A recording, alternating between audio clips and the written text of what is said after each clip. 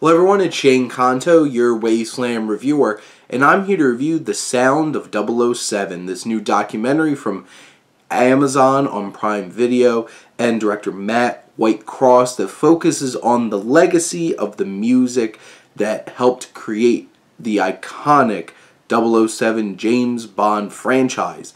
And this film is a well-structured and well-told journey throughout the history of music in Bond films. And, you know, for a decent chunk of this, it goes in a chronological order.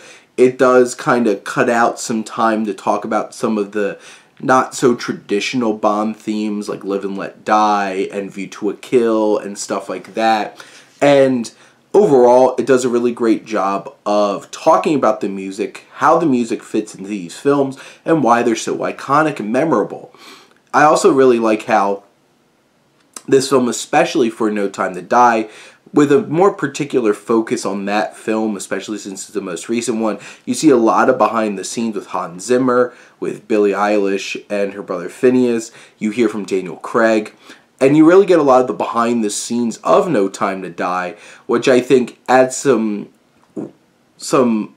relevancy since that's the most recent film. But I do feel like on some level it kind of imbalanced some of the things, and some of the other films I felt like could have got a little bit more of a spotlight. And honestly, I was really surprised they didn't really even talk about the theme from Madonna for Die Another Day.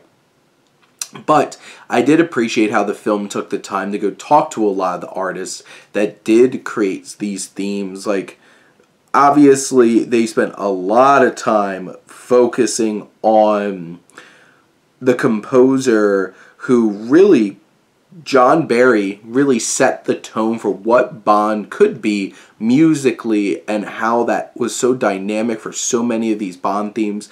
Like that mix of orchestra and brass, and just that iconic feel that really helped create the atmosphere that is James Bond.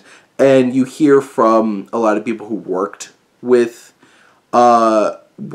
him and John Barry and his legacy. You hear from all the artists that wind up being part of this, and you get some time with each of them, like you had Jack White, you have Lulu, you have Tom Jones, Paul McCartney, Tina Turner, Nancy Sinatra, so many of them, and you get to hear from different directors, particularly Sam Mendes, who pops up a lot, Cary Fukunaga, Martin Campbell a bit. You get all of those kinds of backgrounds as well, but I think the most dynamic and interesting parts are where we really get to hear behind the scenes and how it's put together, and Hans Zimmer brings a lot to that with his work on creating the score for No Time to Die. And you have a lot of flair in terms of how things are presented, because in many ways this is a standard documentary, but Whitecross is trying to find new ways to make it seem more dynamic and engaging to the audience, even though you're more or less getting a bunch of Wikipedia entries about all these songs in some ways, but in other ways, the perspectives of these commentators that are brought in for this documentary add so many layers to the proceedings as well. In general, this documentary is definitely a must-watch for any Bond fan. And in general, I think it's a really fine documentary that focuses on music and the creative process and how we get to places and how it's such a big collaborative effort. And in the end, I would definitely recommend this. If you're a Bond fan, you have to watch this. You really do. It's right there. It's on Amazon. It's an hour and 30 minutes. You will not be disappointed and you'll not regret it.